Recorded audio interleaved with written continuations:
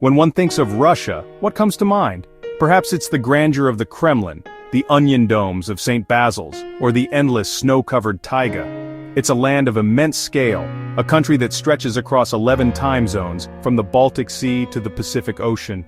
But Russia is so much more than monuments and landscapes. It is a nation of people, a staggering mosaic of cultures, languages, and traditions. This journey is about peeling back the layers of that famous Russian doll, the Matryoshka. Each doll nested inside the other reveals something new, something unexpected. We will travel beyond the well-trodden paths of Moscow and St. Petersburg to discover the vibrant lives of the peoples who call this enormous land home. Come with me for 5 minutes. At the core of this vast federation are the ethnic Russians, the largest group of East Slavs in the world. Their story begins in the river-laced lands of Eastern Europe. The early Slavic tribes like the Krivichs and Vyatiks, along trade routes from Scandinavia to Constantinople, the Kievan Rus was born, the cradle of Russian identity. The adoption of Orthodox Christianity in the 10th century shaped their spiritual life. It shaped their art, their alphabet, and their worldview for a millennium. The Russian journey is one of resilience and expansion. After the Mongol invasion shattered Kievan Rus', power shifted north to Moscow. From a small principality, Moscow grew into a center that united Slavic lands. Pioneers, peasants, and Cossacks pushed east, carrying language and faith across a continent. Orthodox rituals, Easter chants, painted eggs, kulich, maslenitsa pancakes, remain cultural anchors. The Izba and the Obshchina fostered a communal spirit that still echoes in Russian life today. Modern Russia blends city ambition with a deep connection to the Rodina. Venturing southeast from Moscow, we enter the Volga, home to the Tatars and Bashkirs. The Tatars, a major Turkic community with deep links to the Golden Horde. Their ancestors include the Volga Bulgars and Kipchak nomads. Later, the Khanate of Kazan rose as a regional power. Kazan became a glittering center of trade, Islamic scholarship, and culture.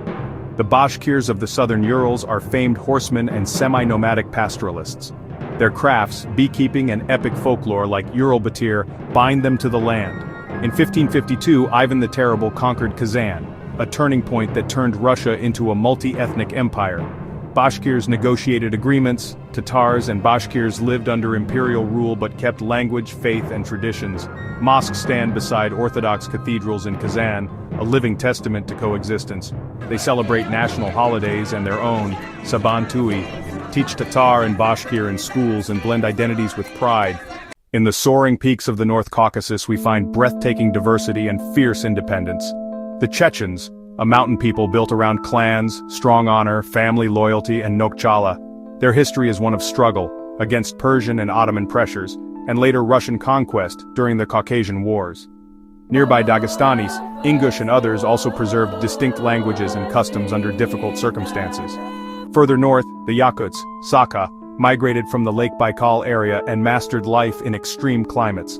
Horses, cattle, and reindeer are central to their economy and culture. Their culture blends Turkic traditions with animistic beliefs, reverence for spirits in trees, rivers, and mountains. The epic Olunko, a sung epic, is recognized by UNESCO as a masterpiece of intangible heritage. The Caucasus was brought into Russia largely by military conquest, a painful imprint on those societies. In Siberia, contact was often through trappers and traders, exploitative, but different from outright conquest. Today, some regions show reconstruction and cultural revival. Mosques, festivals, and renewed traditions. Festivals like Yak reconnect communities with spiritual traditions and assert identity in the 21st century. As our journey closes, Russia's identity is not a single solid color but a complex tapestry. Woven from Slavic threads, golden Turkic fibers, mountain wool, and earthy tones.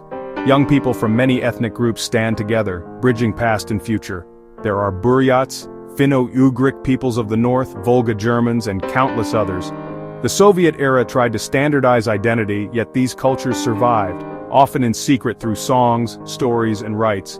Now many republics revive languages and build cultural centers, mosques, and Datsans. The future will be shaped by embracing difference, not erasing it, a chorus of many voices. Russia's story is still being written. It's complicated, often beautiful, and absolutely fascinating.